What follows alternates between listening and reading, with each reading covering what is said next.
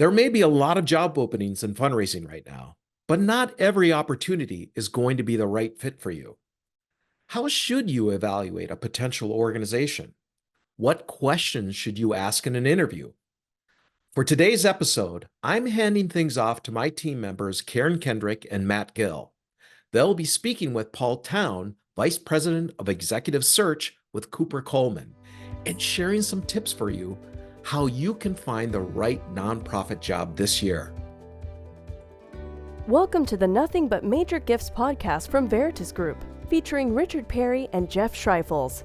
Twice a month, we bring you the latest and best thinking about major gift fundraising, so you can develop authentic relationships with your major donors.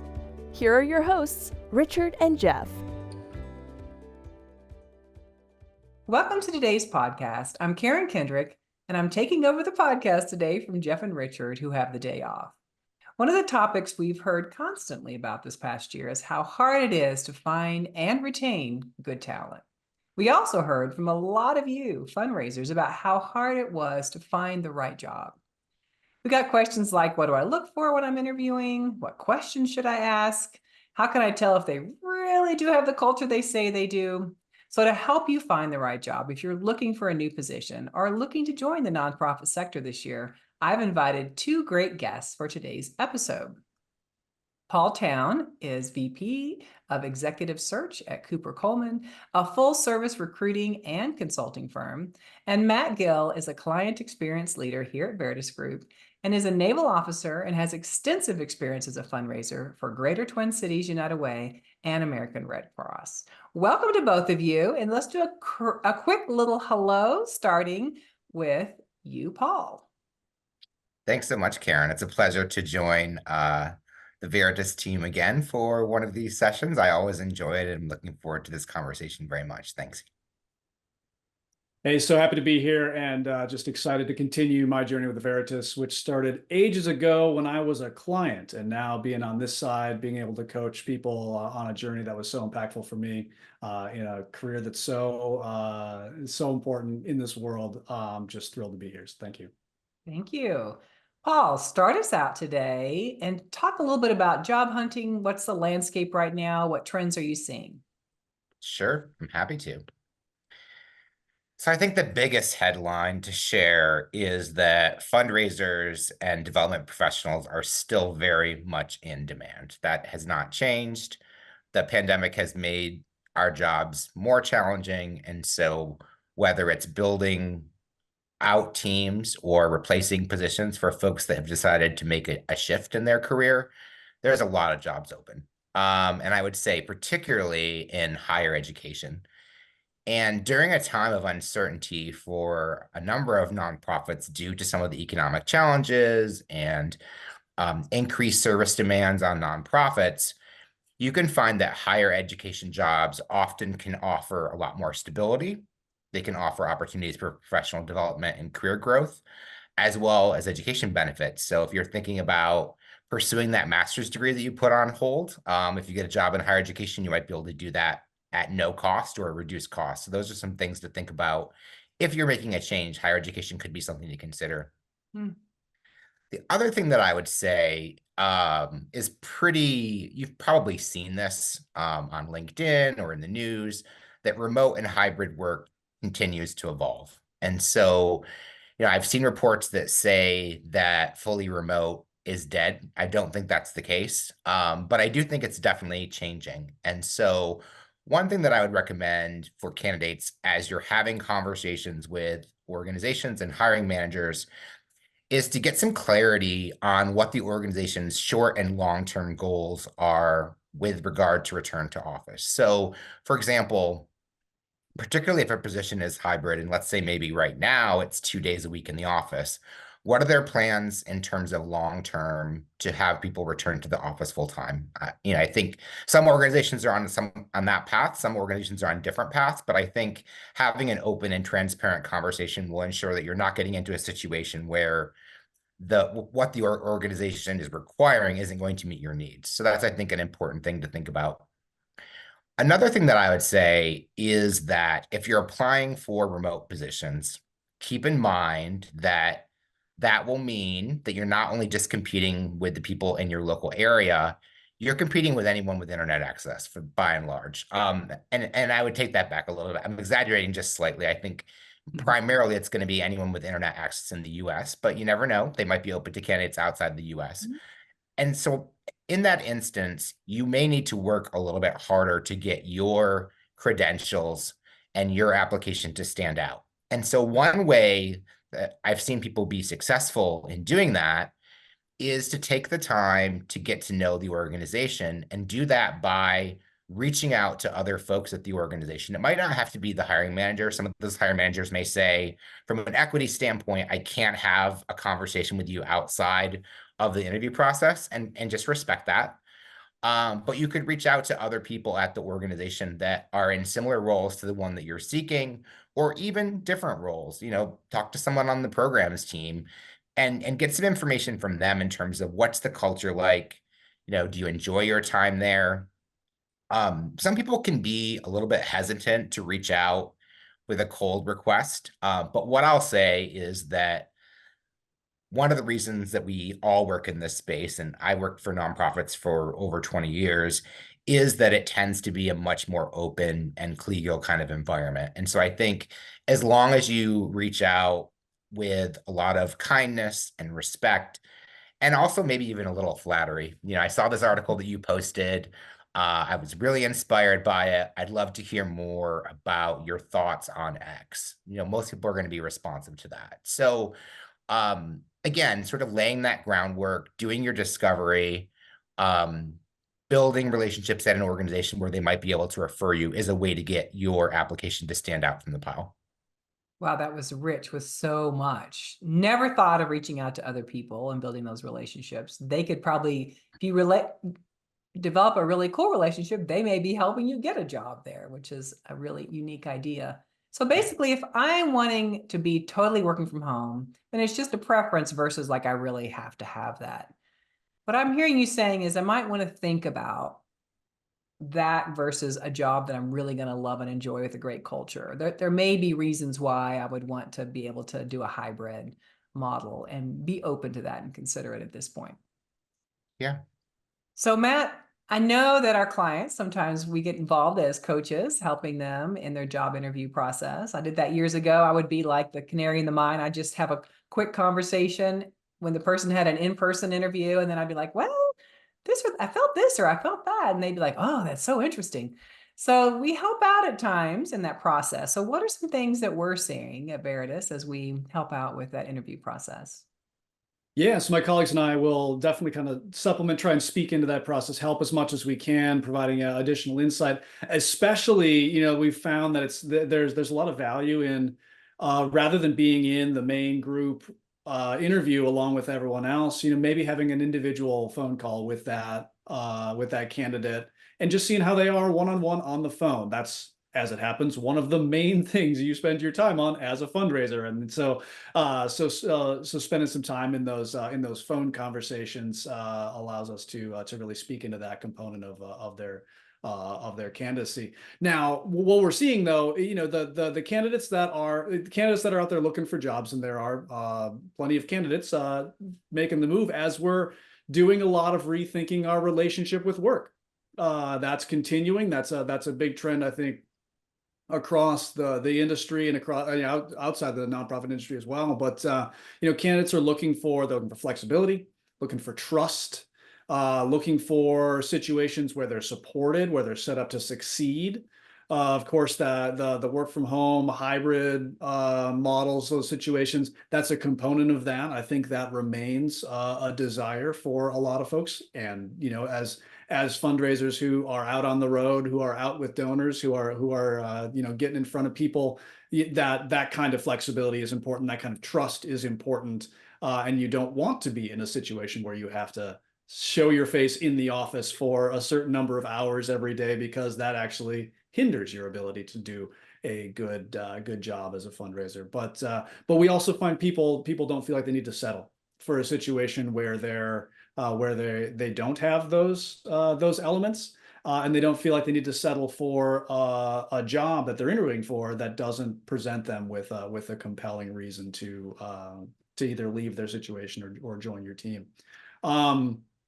This isn't a new observation, but it remains true. People leave their manager; they don't leave the organization. I think that's something that's been true for years, and remains true, and something that we want to continue to foot stomp. The successful candidates in these processes that we're finding, they show a lot of the same characteristics that make a good fundraiser. So they show curiosity in the interview process and before the interview process, in their ability to research.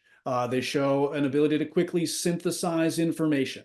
And so there's ways of bringing this out in the interview process. And if you're listening to this and you're wondering, am I the kind of person that can synthesize information? Just listen to this. When you're done listening to the podcast, wait 10, 15 minutes and maybe write down 2 or 3 highlights that you remember from the podcast. That will help you answer that question. And it kind of flexes those muscles for you.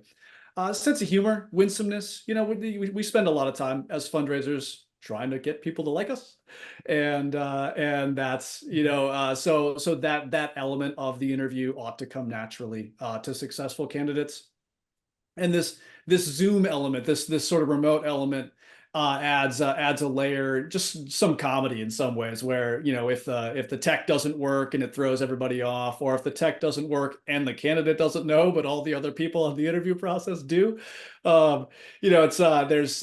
you feel just terrible for someone who went through something great and you only heard every 3rd word or something. But there was a story my colleague told me of someone who they'd kind of sent some questions in advance, and the candidate came prepared, but they came so prepared that they had written out answers, and they were clearly reading the answers off of a script on like a different screen, and then they would turn back, and oh man. And so it's like whether they put in a lot of thought and preparation, right? So that's great, but whether or not they had written out a good answer was completely lost by the fact that they weren't present in the interview, and it shot their winsomeness, it shot all those other elements in the foot as they did that. So don't do that, y'all. Yeah, I would definitely agree with that. I've seen some candidates that have taken that approach, and it's very distracting, for interviewers. One piece of advice that I give candidates is it's perfectly fine to write a couple keywords on a piece of paper that are going to remind you what you want to say, but won't lead to you reading your remarks. And so I even say for in-person interviews, it shows you have to take a lot more interest if you take notes during the interview. And so you bring your notebook, and in the margins, you have a couple words of things that you want to make sure that you cover. That's perfectly acceptable. And I think if that will help keep you on track, do that, but don't write things out word for word. That's not in anyone's favor. Thank you. Those are great examples. So sometimes as fundraisers, I'm going to have you talk about this, Matt. We feel pressure to change jobs, right? It's like, well, I need to advance my career. I need to make more money. For all kinds of reasons, we feel like we need to be changing our position or advancing. So talk a little bit about like, how do we figure out if we should, what's a good fit? Like, how do we figure out how to maneuver all that desire into something that's really going to work for us? Yeah, I think we want to spend a lot of time in self-reflection as we're considering really important moves like this. Anytime you change a job, that's a big deal. There's a lot of risk, and there's also some risk in staying where you are, right? And so do some self-reflection. Where do I want to go? What do I love about this work? What do I want out of my career? What are my long-term career aspirations? What makes me happy? We love to work hard. Am I able to also work joyfully? So doing that self-reflection on, what motivates me, what gets me out of bed, what makes me smile when I think about this work, what makes me excited that it's Monday, asking those questions, is this position going to give me what I want? Is this going to give me the kind of life that I want to lead? Is this going to take me in the directions I want to go? Is this going to fill my cup? And so doing those sort of that kind of that self-reflection, doing that to answer those questions will help you, look under the surface of things like titles or a salary that seems attractive. Not all titles are created equal. I was looking for a position and came across a VP of advancement. I started asking some questions. Yeah, so tell me about the team. What's that? And they're like, team? Oh no, you'd be one of one. Like VP of advancement, one of one.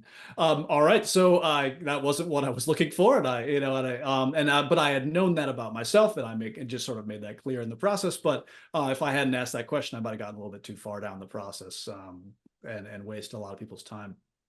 We talked a little bit earlier about rethinking our relationship with work. Sort of, what if we thought about our relationship with work like a relationship, and apply some of those relationship advice, relationship practices that we got, through our travels with other people in the world, through our premarital counseling or whatever.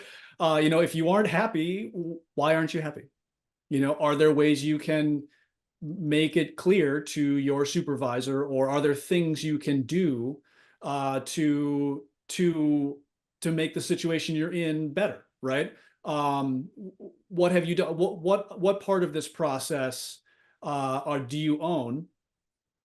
And if you can answer that question, then you'll know what you're bringing to the next job. Because if you don't know that, then it might be that the part of the job that's really bothering you is something that is largely on you, and you're going to bring that into the next situation. So a lot of self-reflection. We talked about a number of questions you can ask yourself. Am I fleeing from something? Am I going to something that's too good to pass up? These are questions that there's no right or wrong answer to them, but being honest with yourself about where you are in your situation and where you need to be, that's going to help a lot. Those are really helpful questions. I could see how maybe I'm feeling really, really overwhelmed and burned out. And first of all, I haven't sat down with my boss and outlined the hours I'm spending in a plan for how I could focus more on donors and less on the 16 meetings they have me in every week. And maybe I need some help with organizing. I know that's my thing. I'm always learning. So what is my role in that? What can I actually talk to my boss about in a way that's proactive, that has possible solutions to discuss? And then if I've done all of that, then I'm in a better position to say, yeah, this isn't a right fit for me. That's really helpful.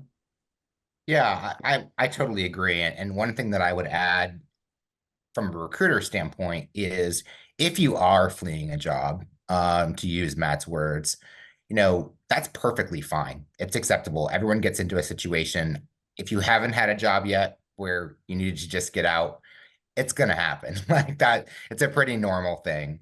And so what I would recommend is, if you're interviewing with another organization, be honest about why you're leaving, but be positive and constructive as much as possible. So rather than bashing an organization, or even worse, bashing an individual, because you never know if the person you're interviewing with is best friends with them on the side. Be constructive about why you were leaving, and you can talk about the challenges that you faced in that role, but put a positive spin on it to say, despite X, Y, and Z challenges, I was able to accomplish A, B, and C. And then also talk about what you learned through the situation. Again, it's all about growth. And so I think by putting a positive spin on it, it can really take a different tone. Another thing that I could recommend, as you're thinking about advancing in your career, or let's say you're not fleeing a job, you're just looking for an opportunity to upskill, think about your career from a skills or asset-based approach. Think about what pieces of experience you might be missing and how you could go about gaining those in a new role. So, for example, let's say that you're currently a director of development, but you only work with individuals, and your goal is to be a chief development officer one day. Most organizations have partnerships with foundations or partnerships with corporations. Is there an opportunity to take on a role that'll give you some exposure to those elements? So I think that can be really valuable.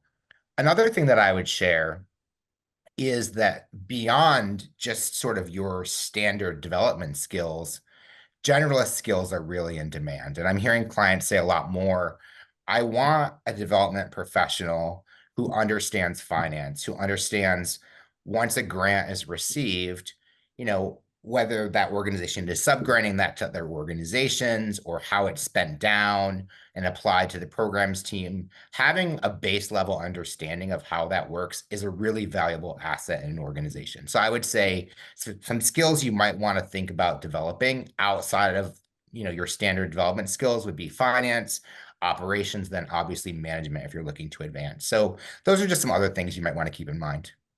And how brilliant to think about that and do it prior to getting a position that requires that. So you're not avoiding things, maybe that would be a great fit for you, and you're coming in strong, having some of those skills developed.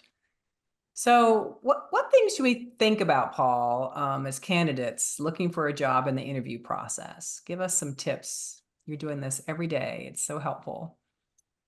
Yeah. So, and I'll also say I was a fundraiser for 20 years. So I've besides being a recruiter, I've been in your shoes on both sides of this equation. So I think one thing that organizations are looking for, and will till probably the end of time, is a passion for the work. People deliberately choose nonprofit jobs because they are passionate about a mission. And so one thing that I'll recommend, I get a lot of questions about cover letters, and we'll probably talk about them a couple of times during the course of this, but there's a case to say that they are obsolete at this point, but I would push back on that and say that cover letters are a great opportunity for you to explain your why, especially if you're moving from one impact area to another. So let's say that you've always worked in conservation and you really want to get into young childhood education. That's a big shift. And so being able to explain why you want to make that shift, what in your life has drawn you to this new impact area. So I think that's a really valuable thing that you can do in your cover letter. And then obviously, if you go through the interview process, you're going to want to reiterate, why that's something that's meaningful to you. Another thing that I would say is spend some time proactively doing some research on the organization. Spend some time getting to know the organization's 990s. Look at maybe a period of, with COVID being obviously an outlier for most organizations, so maybe 5 years back, what did the organization's funding look like over that 5 years? Are they on an upswing? Are they on a downswing? Was there a year that was really out of whack in terms of their revenue?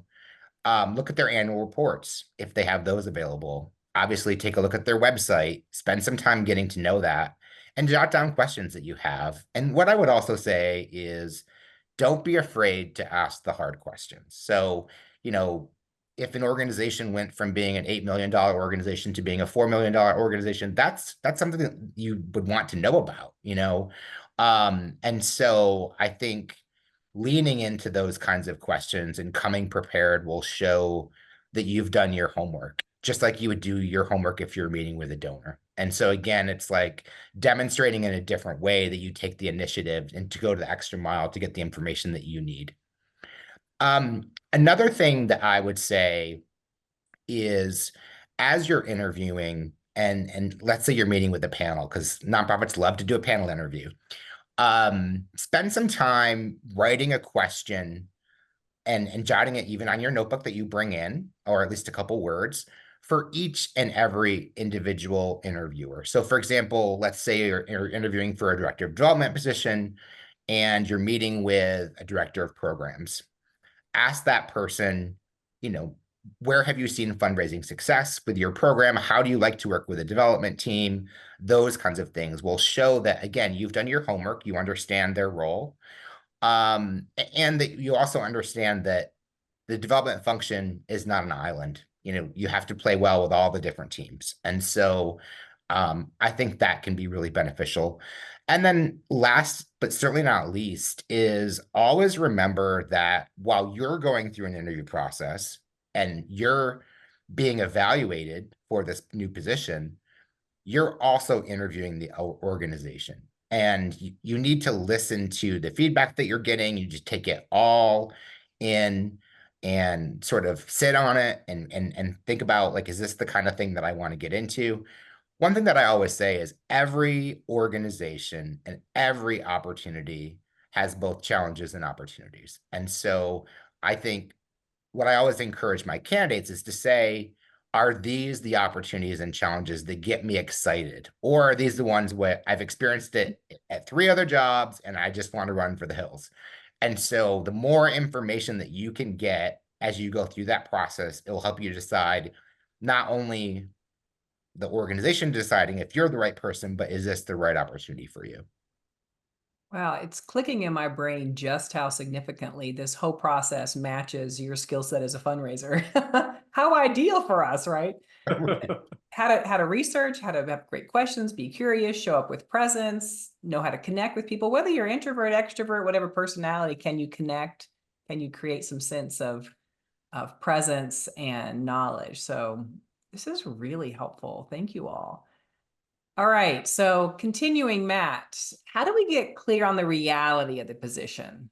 Is this really what I think it is? Is it going to be the right match? How do we do that?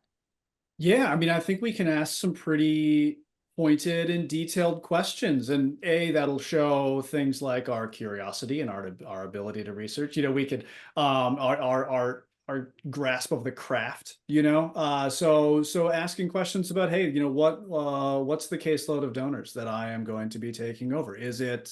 Am I coming behind a development officer who recently left and had a good relationship with those donors? Are those donors engaged in the mission, or did the development officer leave a year ago and that caseload has been plucked of all the donors that you can't leave alone for a year, and all the donors that remain are donors that can be left alone for a year, right? Those kinds of questions will give you some information about not only how well you are set up to succeed in the role, but also the kind of organization's culture of philanthropy. So what's the story with these donors? What are the expectations? How engaged are the donors? What's the relationship that all have with the executive director or the CEO? What's the relationship all have with the board? What's the development team's relationship with the program team or the marketing team? Or will I have access to the resources I need to be able to bring these donors along, right? To create the touch points that I need to create to give them the invitations to learn more and to grow in their relationship with this organization. I worked with an organization not long ago where they brought on somebody as a major gift officer. And in the hiring process, they talked a lot about they wanted to grow the donor pool, and they wanted to bring more friends along. They wanted to bring more friends in, and this individual had a fair number of professional connections that they talked up in their interview, and then came on board as a major gift officer to find that there isn't a caseload for them. That, like, okay, so great, what are you going to do to bring your friends along? And so that was the position, was sort of a go out and prospect and get to know friends of friends, and maybe some of them will want to be excited about our organization and then become donors. And I think there may be a role for a person like that on the development team. That may be a strategy that's worth pursuing in its place, but it's not a major gift officer role. It's certainly not as a full-time gig. And so it was very clear almost from the outset that this individual was not set up to succeed. And ultimately, I mean, it was clear that it ended up being true that they did not succeed in that role. But that kind of thing could have been avoided with enough questions and enough kind of not just asking the one, but kind of asking the follow-up question, understanding that the people that we're interviewing with happen to be quite skilled at presenting their organization in a positive light, and and bringing people along and connecting with people. The people that are interviewing for these positions tend to also be quite skilled fundraisers, and so as a candidate, understanding that that's at play, and still being insistent to ask those questions. I'm thinking, if I'm someone looking for candidates and I can't find a great fundraiser, like, what in my system is not supporting people's success? I mean, I need to Mhm. ask myself some really good questions, and how am I presenting that and setting that up so they can come in with confidence? Well, what about culture? That's a whole nother piece. I love that Yeah. was really helpful, Matt, around caseload and donors and setup, but culture fit is incredibly important. How do I figure that out in an interview, Paul? Yeah. Well, first off, I think the website is a wealth of information. How much detail do they provide around the employees that work there? Do the employees' bios include hobbies, or is it just very professional? I think you can read between lines sometimes there. Um, but I think I would also ask questions related to strategic decision making. So one thing that I always like to know is who in the organization, probably first and foremost, is involved in setting goals for fundraising. I don't know about you, but I've worked for organizations where I've come in and they've said, okay, next year we're going to be responsible for $5 million. And my first question is, how did you get to that number? Like, is there evidence to suggest that that's achievable? Like, do we have, you know, the right donor information in our database to suggest that that's going to be doable? So that's one thing. But I also think, who's involved in strategic planning? Is it something that happens sort of behind closed doors, or is there an opportunity for staff to participate in that? Again, having experience doing fundraising strategy and strategic planning more broadly is going to help advance your career in general. And so I think asking questions about that can be really valuable. I think also understanding, how stable is the development team? And so again, I would recommend first going to the website, if they have a list of all their employees, taking that, then going to LinkedIn and saying, Joe Smith has been in his position for 10 years, but has been promoted 3 times. That's going to tell you something that might not necessarily be on the website. It might just say that Joe is the vice president of development, but you could see that he started off as a manager and worked his way up. And so you'll see that there is an opportunity for someone to advance. And so for me, it's almost bonus points for a candidate to come in to say, I saw that Joe started off at this level and advanced. And that's something that's really important to me, because it shows that you went beyond the expected, just going to the website to say, I've observed this. And so that can be really valuable. And if Joe's in that interview and you get to say, kudos to you, Joe, that's even better. You're, complimenting him or her on that journey. So I think that can be really valuable. Other questions that you can ask, what opportunities are there for professional development? And we all know that nonprofit budgets are tight. And so there might not be a lot of external professional development opportunities. But, I've known organizations with very, restrictive budgets who once a month invite their staff to come and participate on, present on something that's just they're really passionate about. So it could be about cooking. It could be about, and I think those things contribute to an organization's culture almost as much as, or even sometimes more than those external opportunities.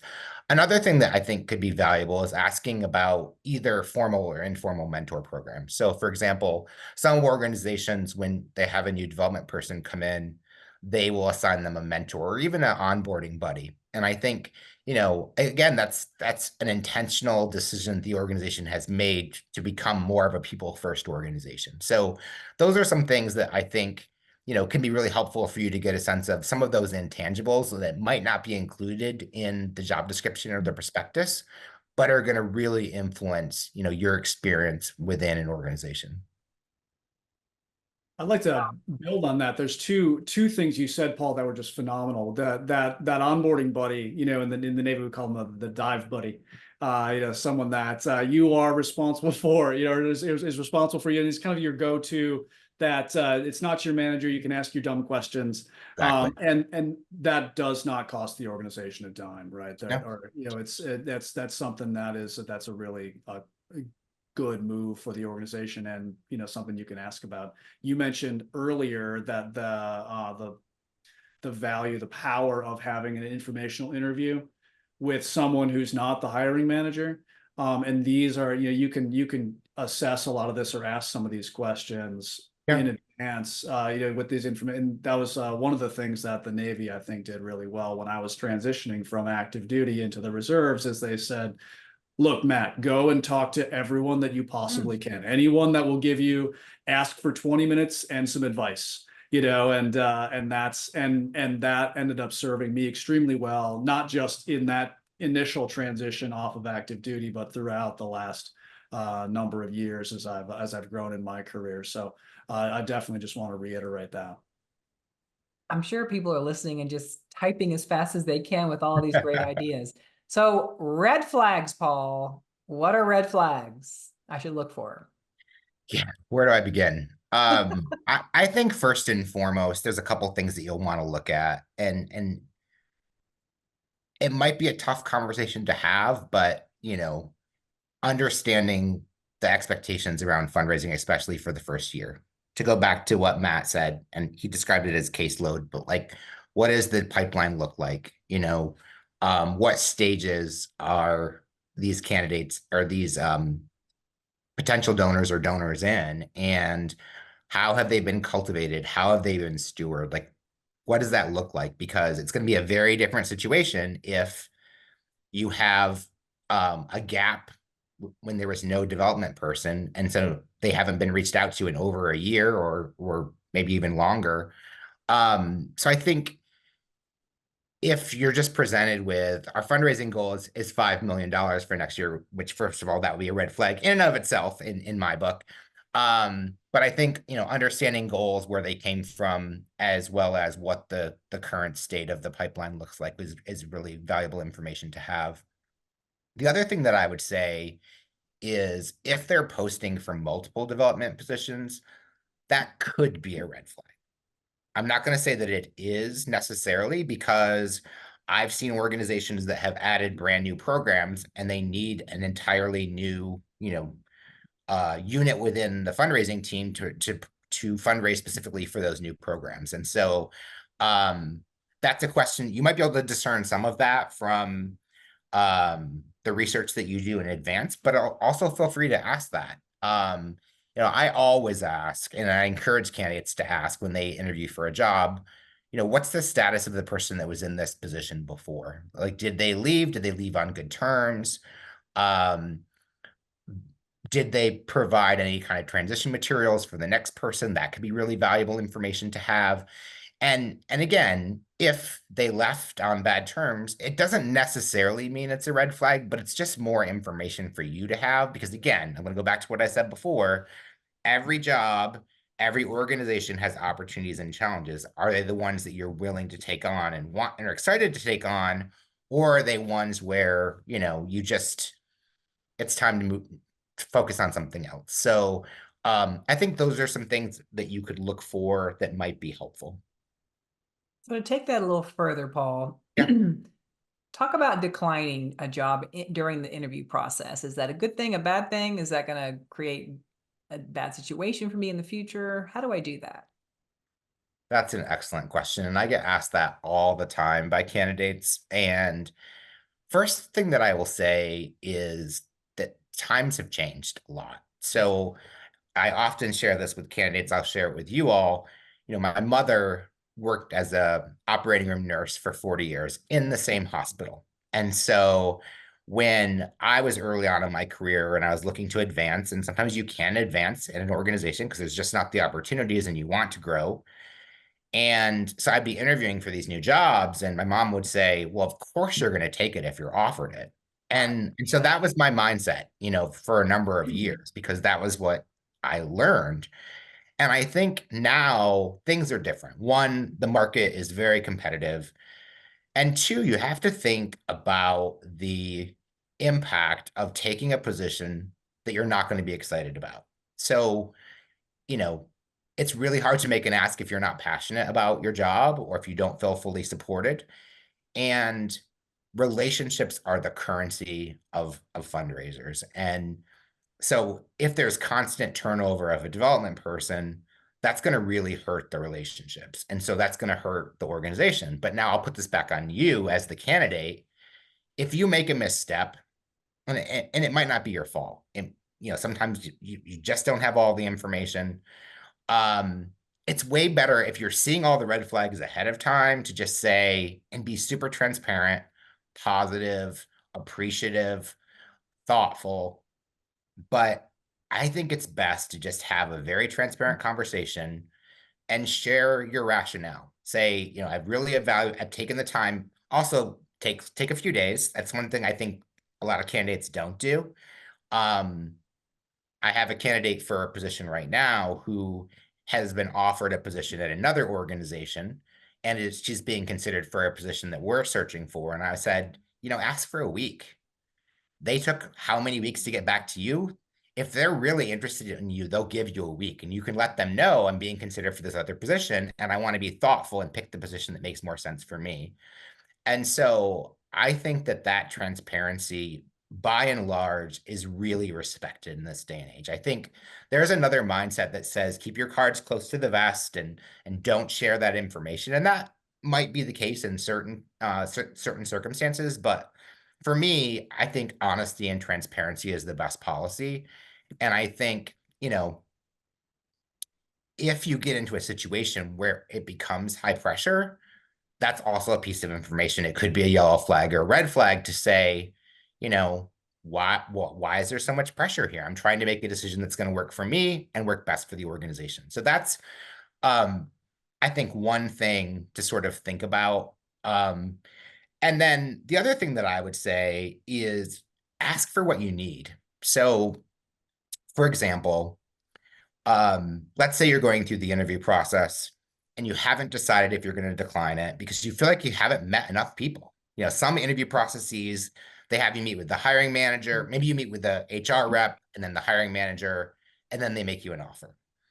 Well, are you going to be spending all your time with the hiring manager? Probably not. If you're going to be managing a team, do you have a chance to meet the people that are going to be reporting to you? If you're assigned to a particular program and you're going to be attached at the hip with this program person, wouldn't you want to spend some time with them? And so I've certainly, during interview processes, said, I'm really excited about this, but having a really collaborative and healthy working relationship with key stakeholders is super important to me being successful. And so before I can make a decision, it would be really valuable for me to have this information. So I would say before you decide, if like, just decline, be graceful, be thoughtful, don't burn any bridges. But if you're still not sure, it's totally fine, and people should and most times will respect your request for more information as part of your discovery process. This is so grown up and authentic. I mean, really, instead of being like, well, I need more time because I have another thing I'm thinking of, when you really don't, so you can manipulate some, increase in revenue, like say, no, I really want to be thoughtful. That is incredible. This is meaningful and beautiful, even in the process, and listening to both of you share about this. So if I'm in this process and it's not feeling meaningful and beautiful, it's feeling discouraging and overwhelming and frustrating, what are some words of wisdom you have to close us out here with, Matt?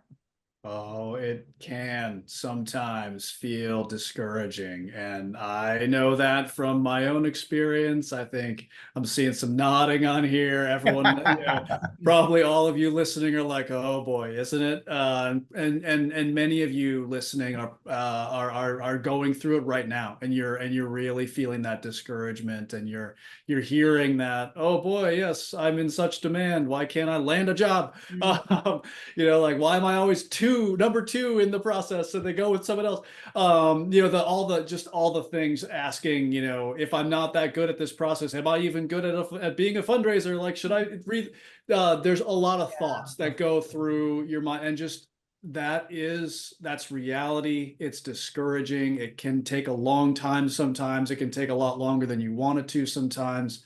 And just naming that, and just noticing and acknowledging, like, yes, these are feelings that come up in this process, and it's a big deal, right? It is a relationship, and the most popular songs are love songs and breakup songs. I mean, they're like, it's a big deal.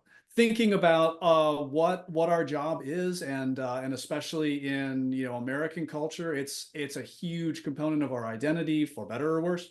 But yeah, I mean, that's so these feelings are going to be big, and so just acknowledging that, noticing that, knowing how those feelings show up for you in your body, and just kind of reflecting on how, what kind of decisions am I making based on and what are those decisions based on, right? So in this process, encouragement, just that you keep going, right? Keep going, keep learning, lean into every opportunity as a growth opportunity to add to your skill set.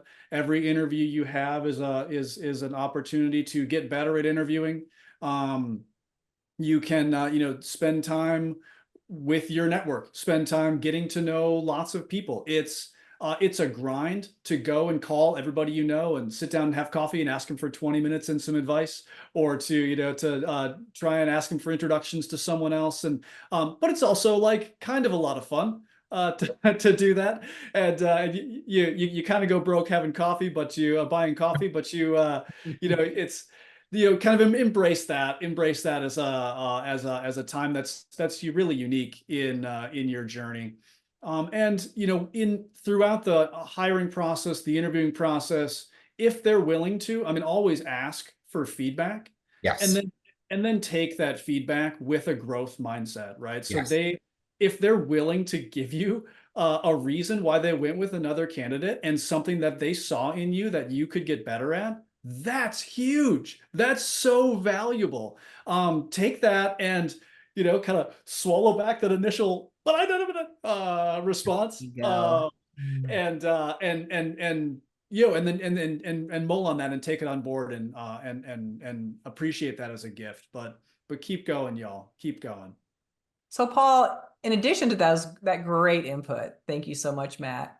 How do I think about the process of maybe working with someone like you to help me learn, develop my skills, get more job opportunities? What's that look like? Sure. So working with a recruiter is definitely a unique experience versus working with internal HR. And so one, I think, common misperception is that most recruiters don't sort of rep individual candidates.